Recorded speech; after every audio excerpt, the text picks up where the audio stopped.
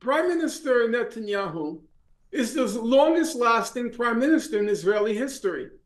It used to be Ben Gurion, David Ben Gurion, the first prime minister, but he's been put in the shade, Ben Gurion, by Netanyahu.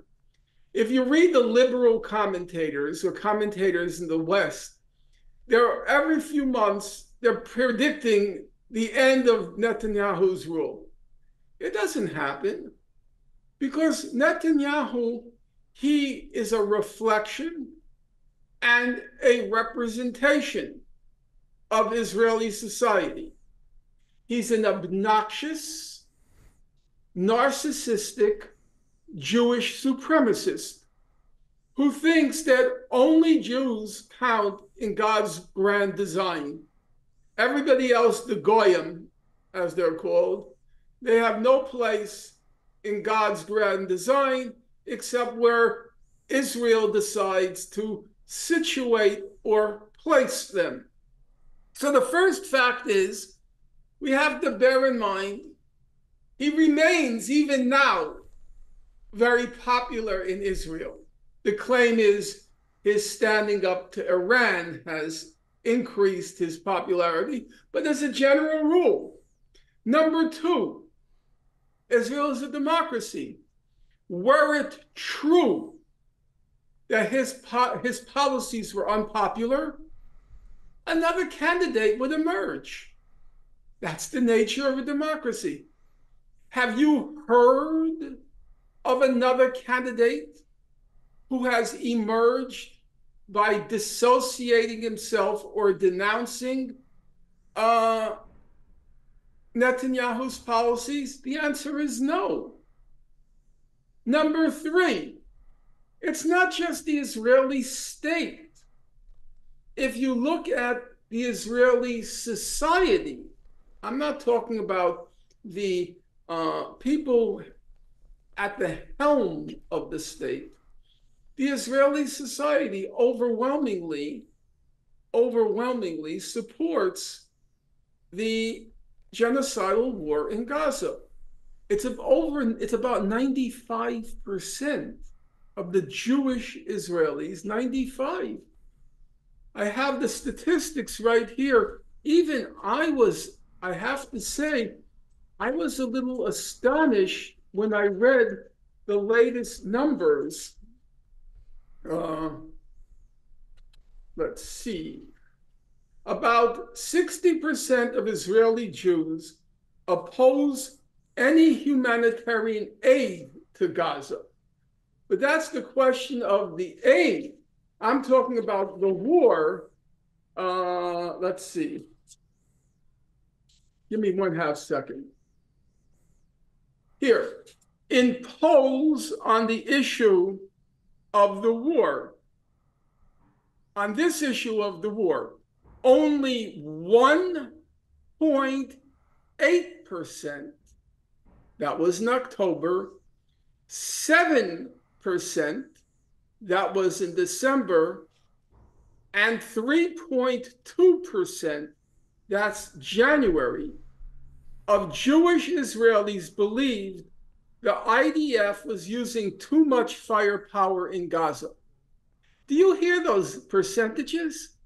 As of January, when already it's reaching the ICJ, the International Court of Justice, on charges of genocide, only 3.2% of Jewish Israelis believed the Israeli Defense Forces was using too much firepower in Gaza. So when people want to lay the blame for the insanity on Netanyahu, that is, I don't say it gleefully, I'm simply reporting it objectively. That is a misrepresentation of the facts.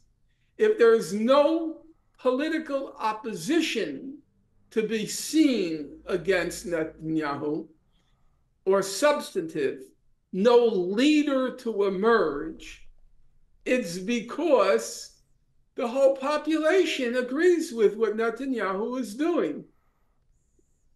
If he were simply doing it, as Western commentators like to say, because the longer the war goes on, the more time it will take for corruption charges to be lodged against him, and so he wants to stay out of jail. If any of that were true, the other Israeli generals and senior officials would simply mount a campaign on those grounds that he's just trying to protect himself. They're not saying that because they all agree with his policies. We have to be honest about that. They all agree with his policies. That's the problem. It's a lunatic state and a lunatic society. And we should be as free about saying that as we would say about Nazi Germany beginning in around 1943. Now, Nazi Germany, you could say there was extenuating circumstances. What do I mean by that? It was a totalitarian state. It did control all the media.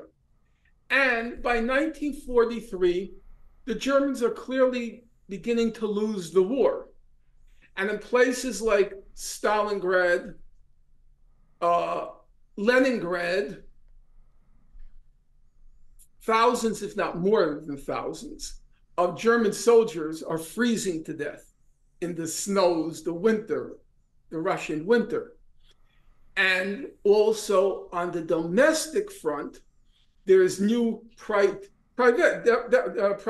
deprivations, the restrictions the German government, because it's losing the war, are putting on consumption and things like that. Okay, and the totalitarian German media, Nazi media, are saying it's all the fault of the Judeo-Bolshevik conspiracy. It's the Judeo-Bolshevik conspiracy, and they're hearing it over and over and over again.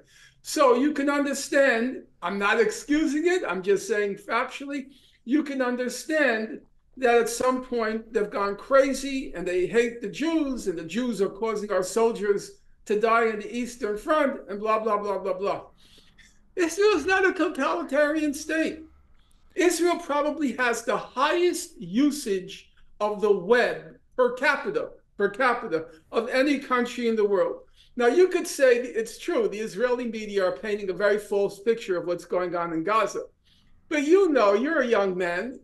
You know that most young people don't get their information from mainstream media anymore. They get it from the web. Israelis are perfectly aware of what's going on.